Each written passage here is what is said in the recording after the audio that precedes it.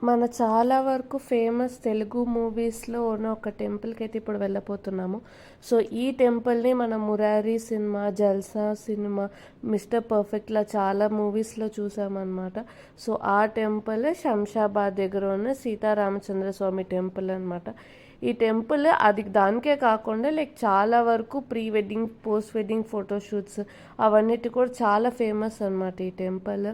So, అయితే architecture అయితే super ఉంటుంది. ఈ టెంపుల్‌ని ఆంపల్లి దగ్గర ఉంటుంది. సో, ఆంపల్లి టెంపుల్ అన్న కూడా చాలామందికి తెలిసి ఉంటుంది. అండ్ దీంట్లో ఒక స్పెషల్ ఫేమస్ ఏంటి అని అంటే సీతారాముల వాళ్ళ గుడి అయినా కూడా అక్కడ ఆంజనేయ స్వామి ఉండరు. సో, అది కూడా ఇంకో ఫేమస్ అనమాట ఈ టెంపుల్‌కి. ఎందుకనంటే వాళ్ళు వనవాసం అయ్యి అలా లంక దగ్గరికి వెళ్తున్నప్పటికి ఇంకా ఆంజనేయ స్వామిని కలవక ముందు ఇక్కడ ఉండేవారనమాట. వచ్చారు దేవుడు వారు. సో, అందుకు ఈ గుడి దానికి ప్రసిద్ధి. ఆంజనేయ స్వామి ఉండకుండా రాముల వారు ఉంటారనమాట. సో, టెంపుల్ పక్కనైతే అసలు చాలా ఆర్కిటెక్చర్ చూడండి. చాలా వేల సంవత్సరాల ముందరదనమాట. సో, ఆర్కిటెక్చర్ అంతా కూడా చాలా బాగుంటుంది. అండ్ ఈ టెంపుల్ టైమింగ్స్ వచ్చేసి మార్నింగ్ 6 to 1 ఉంటుంది అండ్ ఈవినింగ్ 4 to 8 వరకు ఉంటుందన్నమాట. సో, ఈ టైమింగ్స్లో వచ్చి విజిట్ చేయొచ్చు.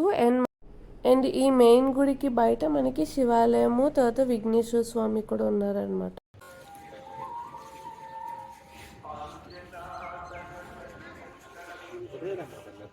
మనకి ఫోటోషూట్స్కి కూడా చాలా బాగుంటుందని చెప్పాను కదా. సో, ఈ టెంపుల్లో అయితే మనం ఫోటోషూట్స్ లేదు. సో, ఈ టెంపుల్ బయట ఒక కోనేరు లాగా ఉంది.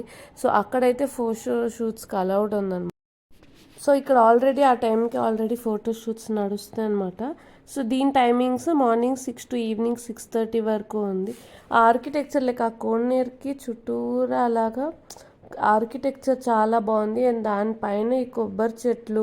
సో, ఇవంతా చాలా మనకి రూరల్లో ఒక గుడికి స్పెషల్ ఒక గుడికి ఉన్నంత అట్రాక్షన్ ఉందన్నమాట. సో, అసలు వ్యూ చూడడానికి కూడా చాలా బాగుంది. అండ్ మంచిగా అలాగా కోనేరులో అలా కూర్చుని ఒక చిన్న చిన్న ఫొటోస్ మేము కూడా దిగామన్నమాట. చాలా బాగా అనిపించింది. సో, అదే హీరోయిన్ లాగా మంచిగా ట్రెడిషనల్ శారీ కట్టుకుని అలాగ ఫొటోస్ తీస్తే అయితే సూపర్ ఉంటుంది ఈ ప్లేస్లో. నాకైతే ప్లేస్ చాలా బాగా నచ్చేసి. అండ్ నెక్స్ట్ ఆ గుడి నుంచి కొంచెం దూరం వెళ్తే మన కాళీమాత టెంపుల్ ఉంటుందన్నమాట. సో, ఇది కూడా ఆంపల్లి శంషాబాద్లోనే ఉంది. చాలా దగ్గరే పడుతుంది. సో, ఆర్కిటెక్చర్ అయితే వెస్ట్ బెంగాల్, కోల్కతా సైడ్లో కాళీ టెంపుల్స్ ఉంటాయి కదా. సో, సేమ్ అదే ఆర్కిటెక్చర్ చేశారనమాట. సో, బంగ్లా వాళ్ళది కట్టించింది. సో, అయితే సూపర్ ఉంది అక్కడ ఆర్కిటెక్చర్ అంతా కూడా.